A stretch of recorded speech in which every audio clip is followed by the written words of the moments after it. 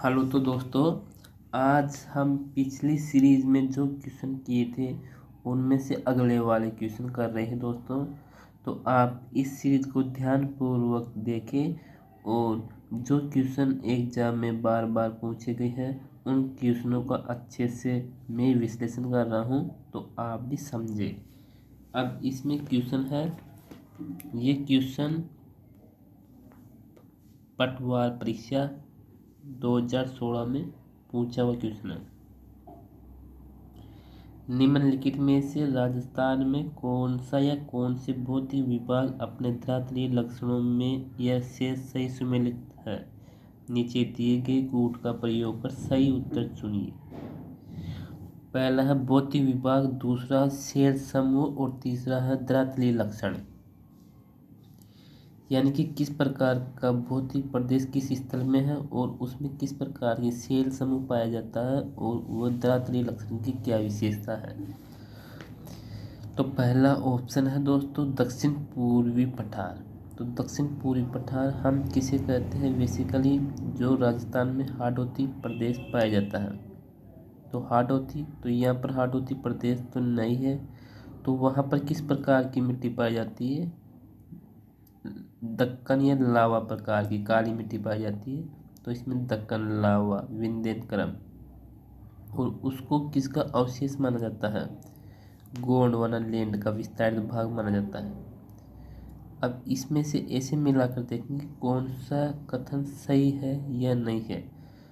तो इसमें मिलाए दक्षिण पूर्वी पठार, आर्कियन, विंध्यक्रम भूमि, गोंडवाना लैंड का विस्तारित भाग।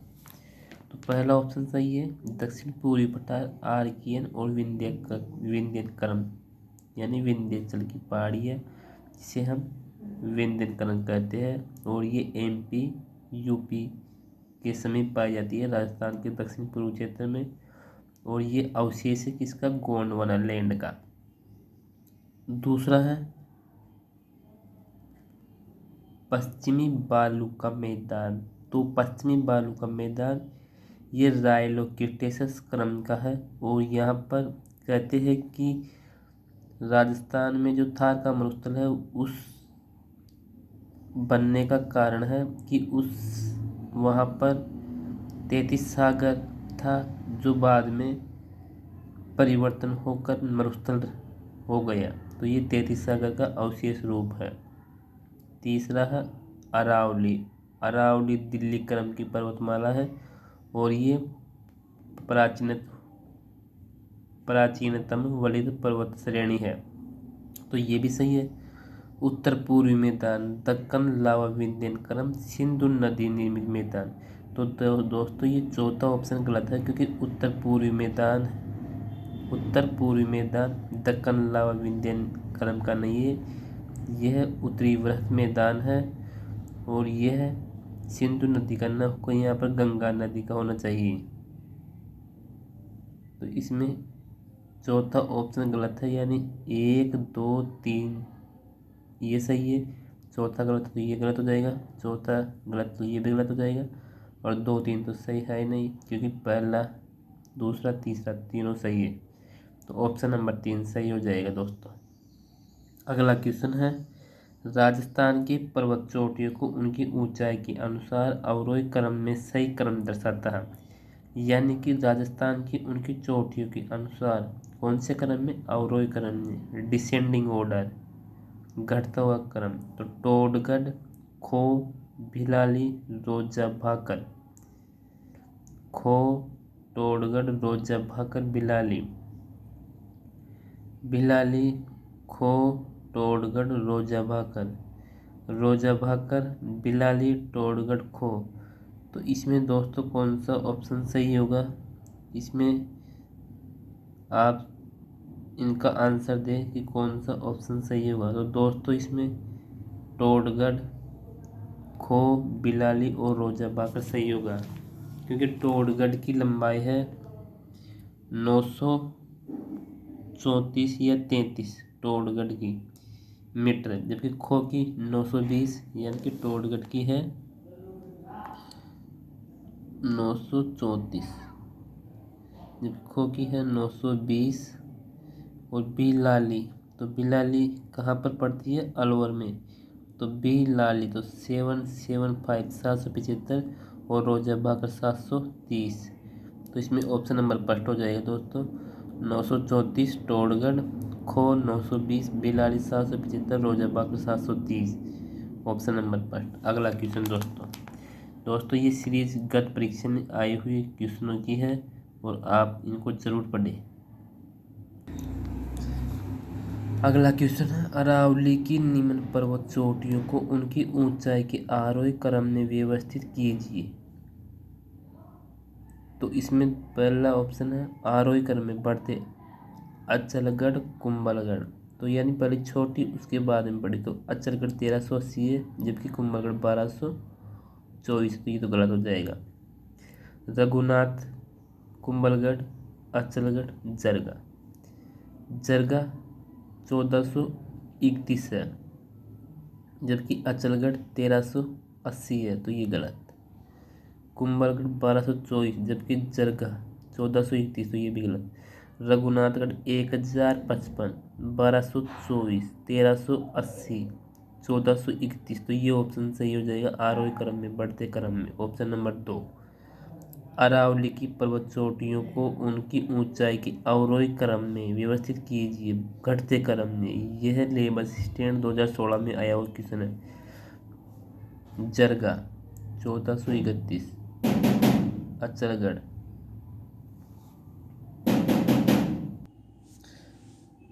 तो इसमें होगा दोस्तों जरगा क्योंकि इसमें अवरोही क्रम। तो जरगा, फिर अचलगढ़, फिर कुंभलगढ़, फिर रघुनाथगढ़। क्योंकि जरगा की हाइट है 1431 मीटर जबकि अचलगढ़ की है 1380 मीटर, कुंभलगढ़ की है 1224 मीटर और रघुनाथगढ़ की 1055। रघुनाथगढ़ सीकर में पड़ता है दोस्तों, कुंभलगढ़ राजसमंद में, अचलगढ़ सिरोही में और जरगा ये भी राजसमंद और उदयपुर के मध्य पड़ता है। तो इसमें ऑप्शन नंबर फर्स्ट होगा। शेर पर्वत चोटी की ऊंचाई है 1722, 1597, 1380, 1496। तो इसमें ऑप्शन नंबर 2 होगा 1597 मीटर शेर की ऊंचाई है। अगला टॉपिक चेंज है दोस्तों क्योंकि आज हमने राजस्थान के भौतिक दृश्य क्षेत्रफल के बारे में पढ़ लिया। आज हम राजस्थान के प्राकृतिक एवं भौतिक स्वरूप के बारे में पढ़ेंगे दोस्तों।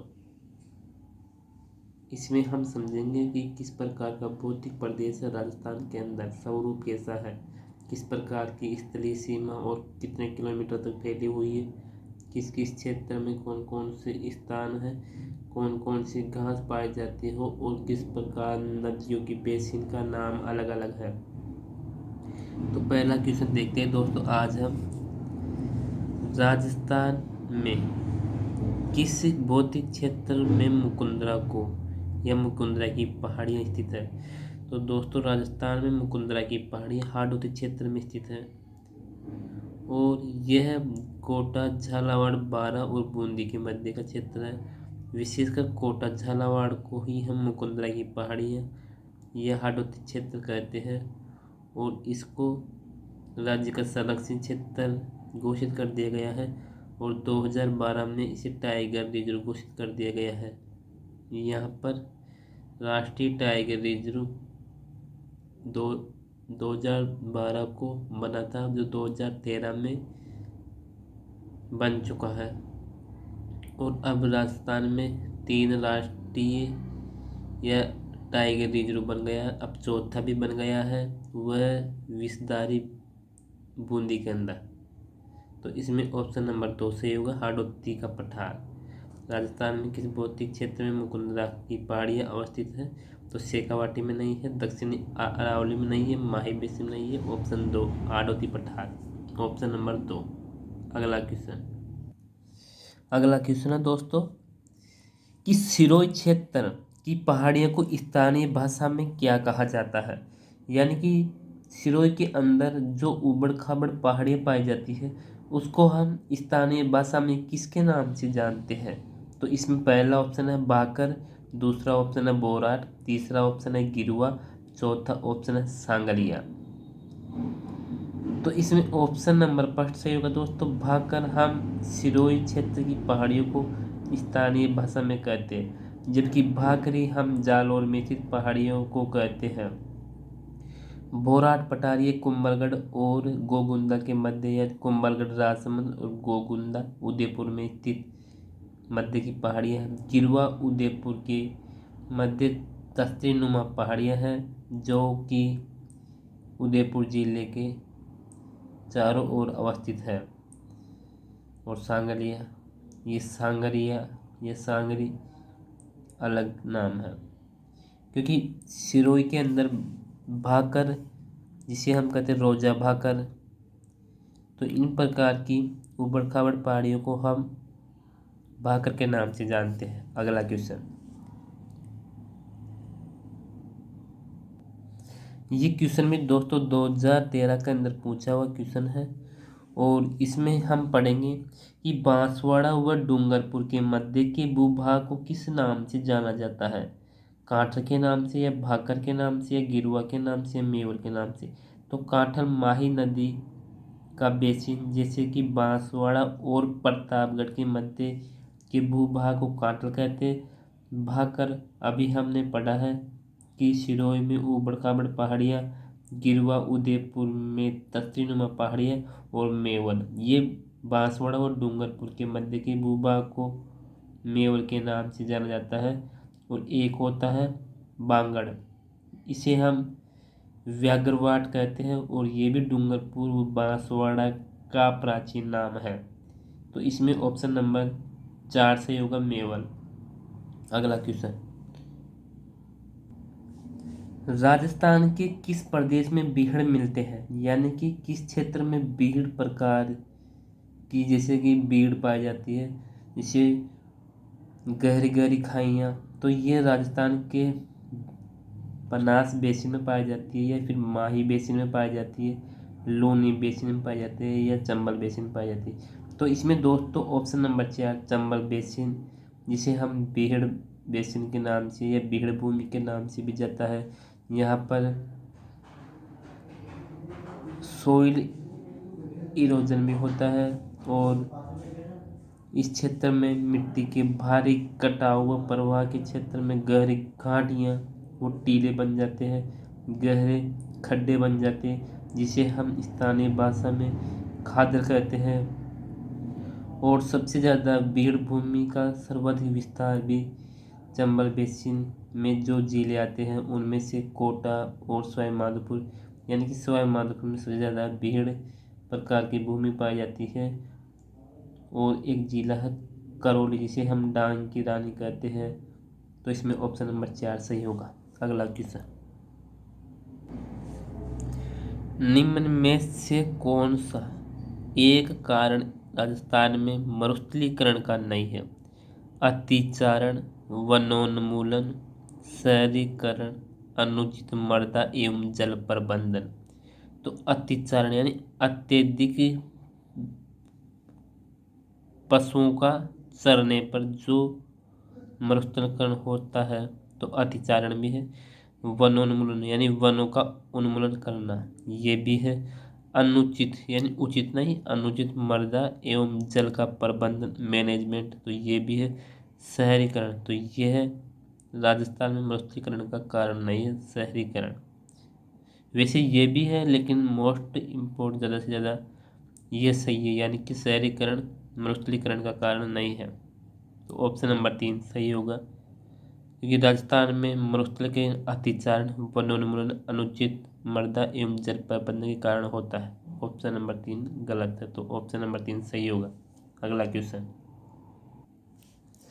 अंत प्रवाह क्षेत्र राजस्थान के जिस भाग में है वह है उत्तर पश्चिम भाग में, उत्तर पूर्वी भाग में, दक्षिण पश्चिम भाग में, दक्षिण पूर्वी भाग में। तो यानी कि सबसे ज़्यादा अंत प्रवाह राजस्थान के किस क्षेत्र में है? तो ऑप्शन नंबर 2 सही होगा, उत्तर पूर्वी भाग में। यानी कि राजस्थान में सबसे ज़्यादा अंतर्प्रभा उत्तर पूर्वी भाग में है और इसे हम अंतर्प्रभा क्षेत्र के नाम से भी जाना जाता है। और ये अरावली श्रेणी के दक्षिण और पूर्व में एक उपजाऊ मैदान तथा दूसरी तरफ शेखावाटी क्षेत्र में स्थित शेखावाटी भूभाग की इत्तला करती है, जैसे ऊबड़ खाबड़ बालू के टीले और है।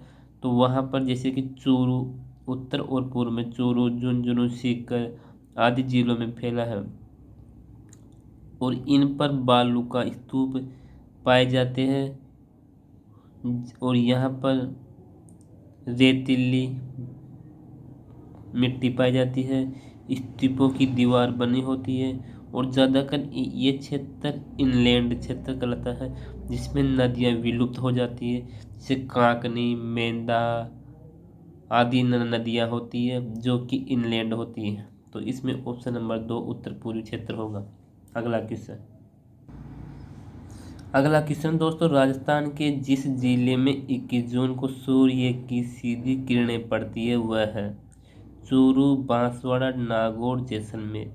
तो राजस्थान में 21 जून को सबसे तिरछी रेखा तो श्री गंगानगर में पड़ती है और सीधी रेखा बांसवाड़ा और डूंगरपुर में पड़ती है, क्योंकि दोस्तों आपको अच्छी प्रकार से मालूम है कि बांसवाड़ा और डूंगरपुर के मध्य से कर्क रेखा गुजरती है। तो सूर्य की सीधी किरणें भी कर्क रेखा पर पड़ती है, क्योंकि सबसे नज़दीक सूर्य कर्क रेखा पर होता है। तो इसमें ऑप्शन नंबर 2 होगा बांसवाड़ा। अगला क्वेश्चन,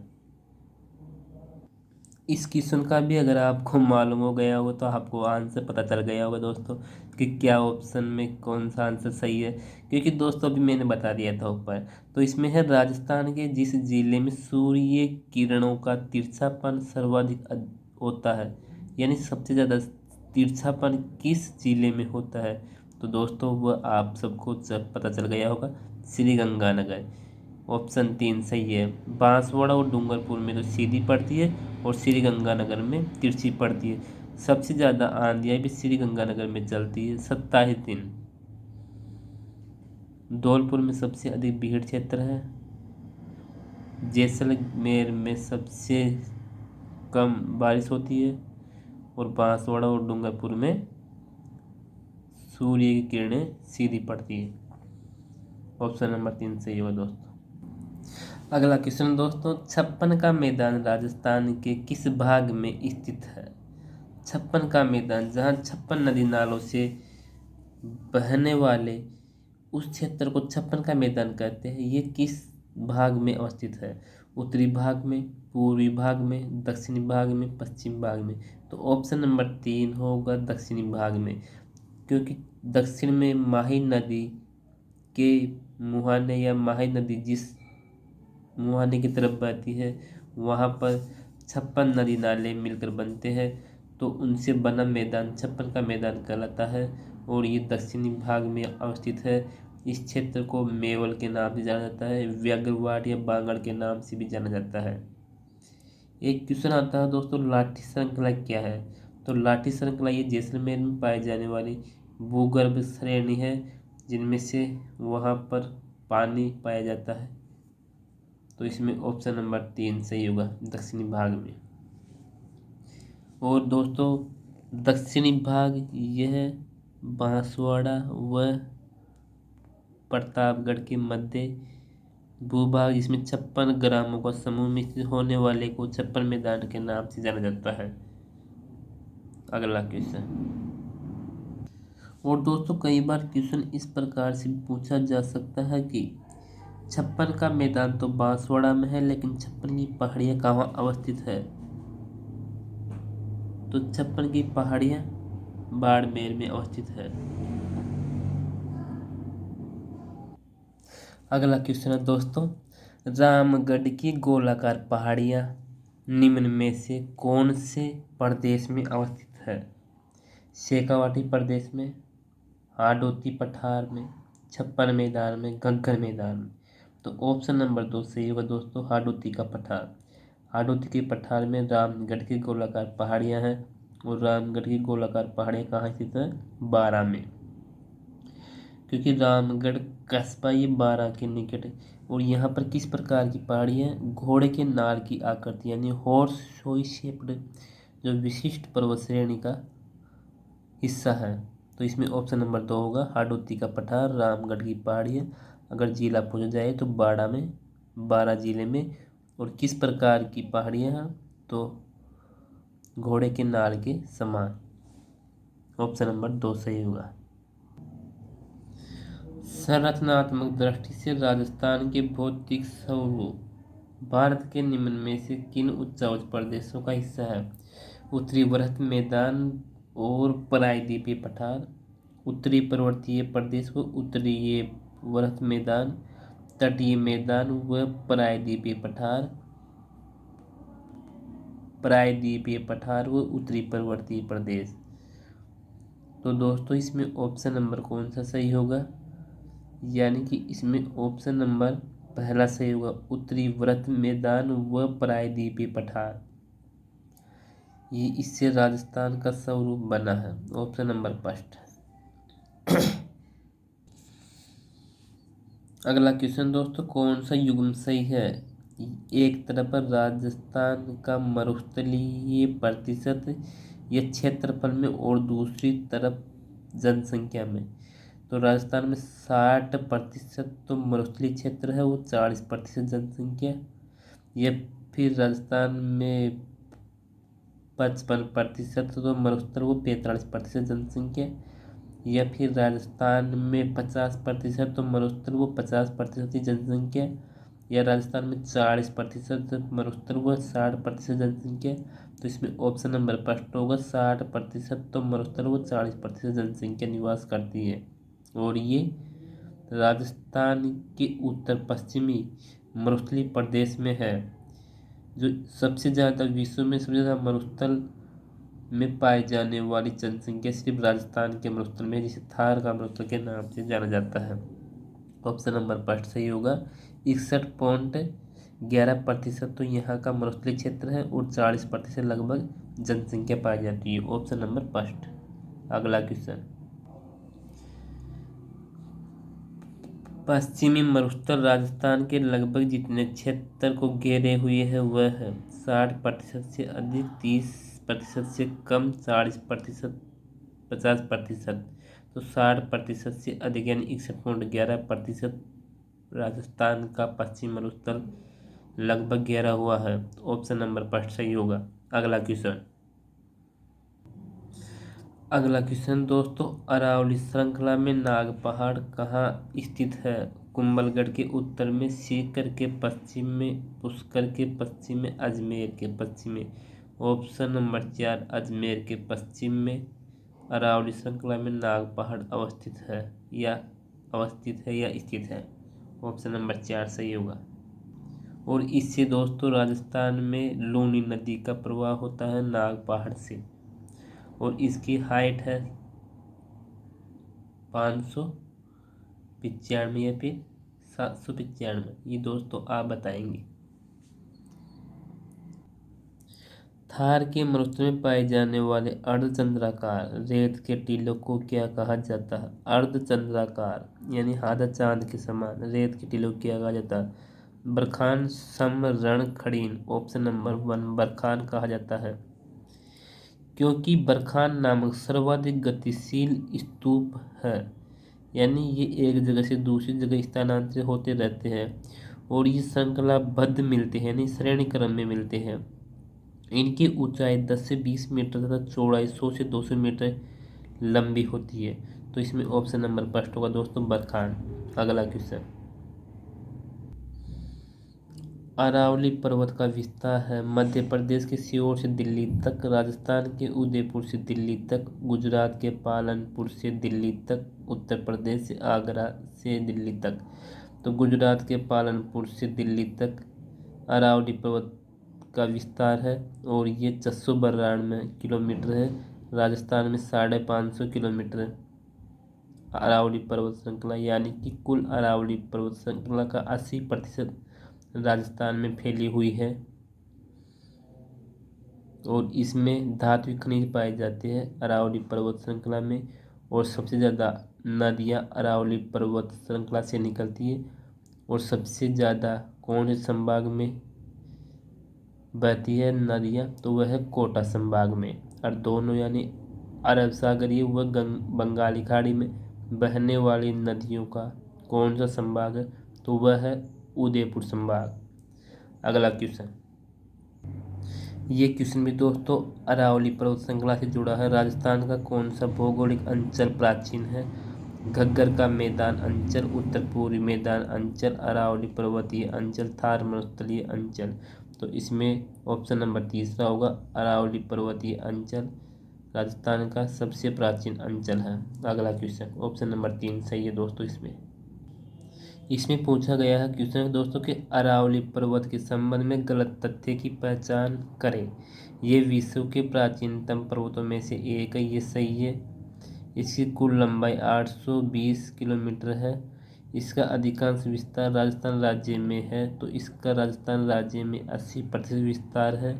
इसकी सबसे ऊंची चोटी गुरु शिखर जो 1722 मीटर अवस्थित है, तो इसकी कुल ऊंचाई 820 न होकर इसकी कुल ऊंचाई 692 किलोमीटर है दोस्तों। तो ऑप्शन नंबर 2 सही है, यानी कि ये गलत है। अगला क्वेश्चन, कौन सा पर्वत राजस्थान के प्रमुख भागों में विभाजित करता है? यानी कौन सा पर्वत राजस्थान के प्रमुख भागों में यानी कि 2 भागों में विभाजित करता है या अलग अलग भागों में विभाजित करता है?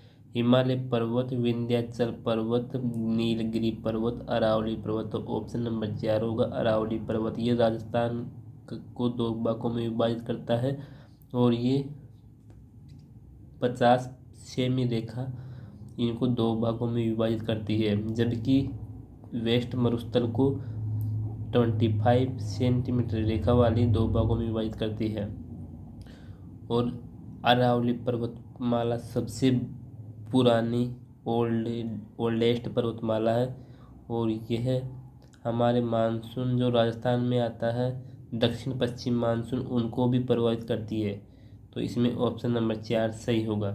शेखावाटी क्षेत्र में स्थानीय भाषा में कुएं को क्या कहा जाता है? जोहड़, बावड़ी, बेरा, खो। तो इसमें कौन सा ऑप्शन सही होगा? तो इसमें पहला ऑप्शन सही होगा दोस्तों, क्योंकि शेखावाटी क्षेत्र में कच्चे व पक्के कुओं यानी दोनों को ही जोहड़ के नाम से जाना जाता है और इसे जोहड़ या नाड़ा के नाम से जाना जाता है। ऑप्शन नंबर 5 सही होगा। अगला क्वेश्चन, राजस्थान में स्थित थार मरुस्थल में कौन सा बालू का स्तूप का प्रकार नहीं है?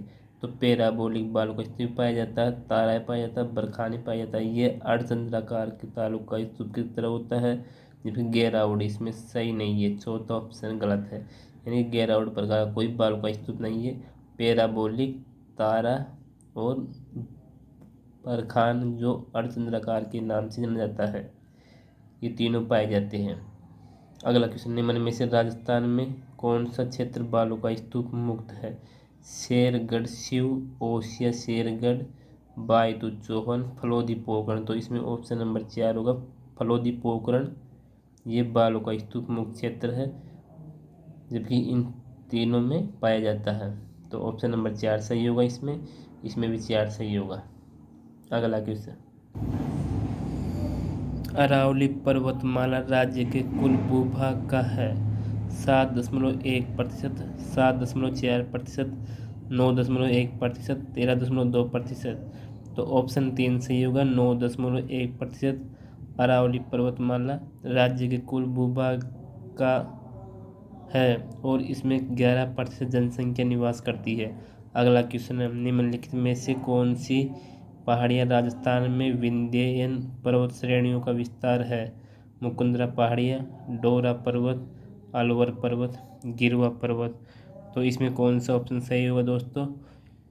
तो विंध्ययन पर्वत की श्रेणियों का विस्तार राजस्थान में है और ये किस क्षेत्र में है? तो विंध्ययन पर्वत श्रृंखला MP की तरफ है, तो ये मुकुंदरा पहाड़ियाँ हैं, जैसे कोटा, बारा, झालावाड़ की तरफ। तो ऑप्शन नंबर 5 सही हो गया। अगला क्वेश्चन, राजस्थान का जिला जिसमें एक नगर लगभग 1300 मीटर की ऊंचाई पर बसा है? सिरोही, जालोर, चित्तौड़गढ़, डूंगरपुर। तो इसमें ऑप्शन नंबर कौन सा सही होगा? ऑप्शन नंबर पहला सिरोही, क्योंकि सिरोही जिले में माउंट आबू नगर लगभग 1300 मीटर की ऊंचाई पर बसा है। ये सही है दोस्तों। ठीक है दोस्त।